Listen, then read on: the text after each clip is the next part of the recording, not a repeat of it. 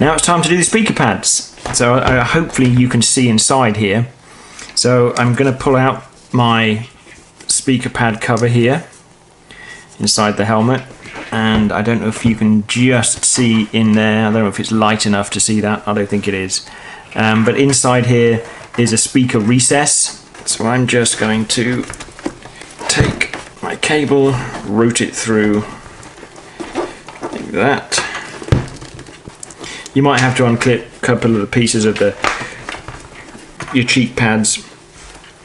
And the speakers do come with the pads. So if you have really deep speaker recesses inside your helmet, you can use these spacers. They're almost like spacers to push that forward a bit. And I think I do actually. It's very difficult, you can't really see this.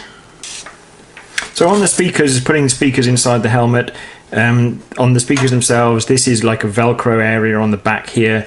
They do supply the Velcro pads with the sticky on the other side. So the sticky side obviously sticks inside the speaker recess area inside the helmet here, and the Velcro faces out, and then you stick the speaker onto the Velcro.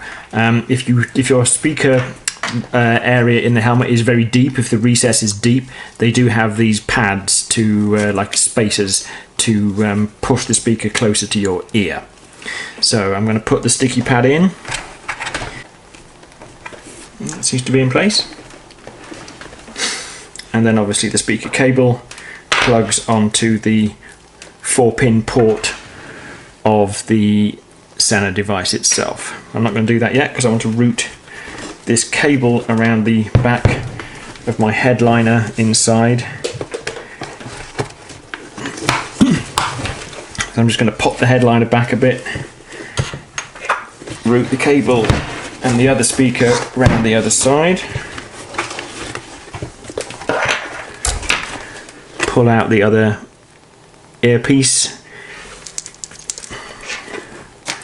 and get my other sticky pad. And now I'm going to put the other speaker onto the Velcro that I've just placed inside there.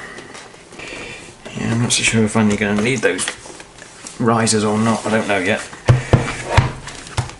Okay, so that's in. Both the speakers are in. So I'm going to put the cable back behind the headliner. Clip those in, clip the headliner back in, there we go, click.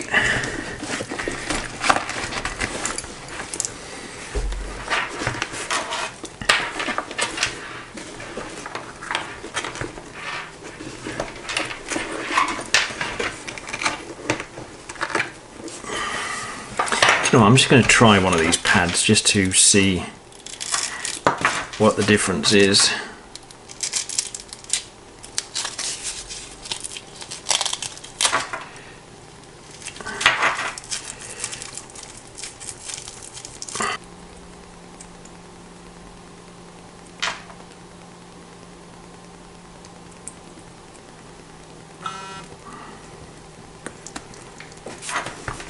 Okay, I'm just going to quickly try the helmet on and see which one feels better. On the left side I have the spacer, and on the right I don't.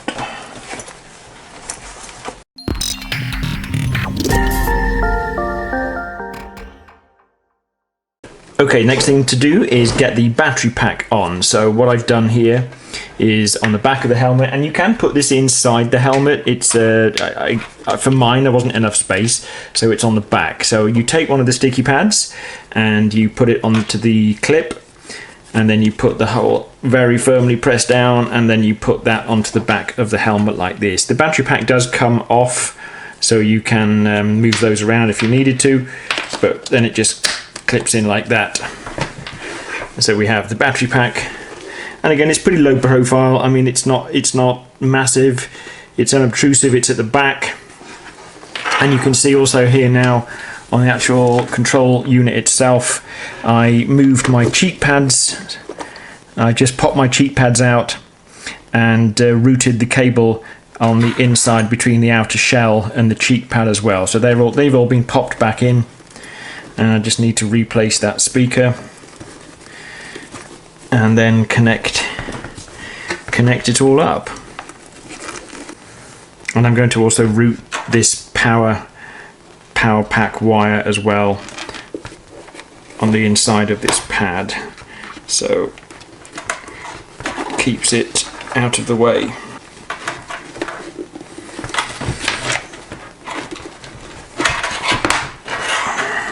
Okay, so that's now in place.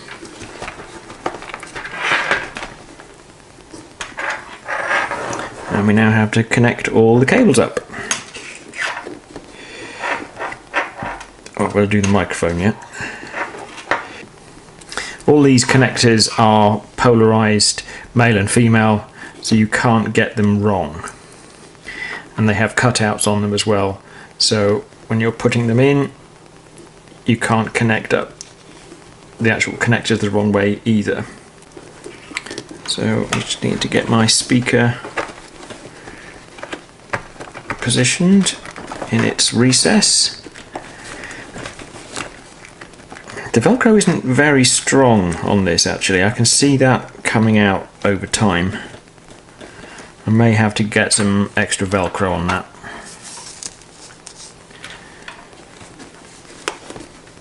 And then now I've just got to connect up the microphone. Okay, we are all in. All the cables are in, concealed within the cheek pads and the liner. It's almost impossible to show you this on camera. You have to do a lot of it by touch and feel, but you can see that the control device is now velcroed onto the side. The cable runs between the shell and the cheek pad, so that's nice and in stealth mode. The battery pack sits on the back, right at the back of the helmet. Again, that's on a sticky pad, so that's also stuck on there good and tight. And I've run the power pack wire again between the shell and the lining, so it's secured in there and held in place. And then the microphone, I went for the low profile mic. I didn't want the boom microphone because I also have a microphone for my camera. So I don't know whether you can actually see this in here. You can just see it here at the end of my finger. That is the low profile mic. It doesn't really show up very well because it's black and it's dark inside there, but that is the low profile mic. I velcroed that in place and again run the cable inside of the cheek pad and the liner. So we're all in. It's all connected up. There's no visible wires inside the helmet, and it looks good from the outside too. So that was the install into the helmet. Probably took about 45 minutes all in all, and I was reading the instructions as well. So it is worth reading the instructions because it just gives you some tips of how to get it in place. Okay, moment of truth, we're going to turn it on. Apparently you turn it on by touching the middle button here and the plus sign. So let's see what happens.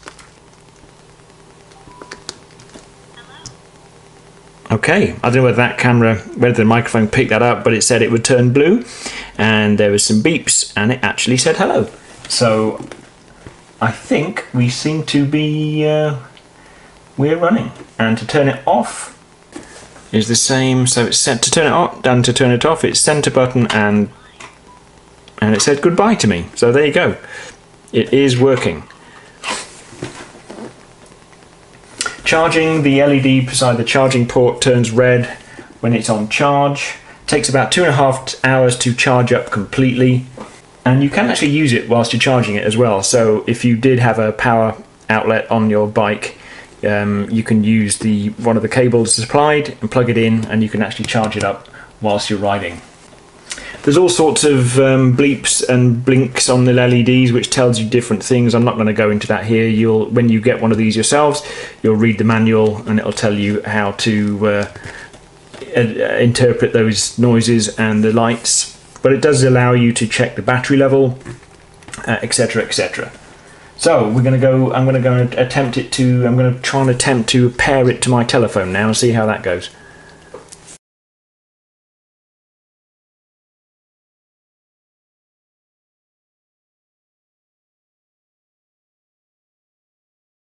Los Angeles,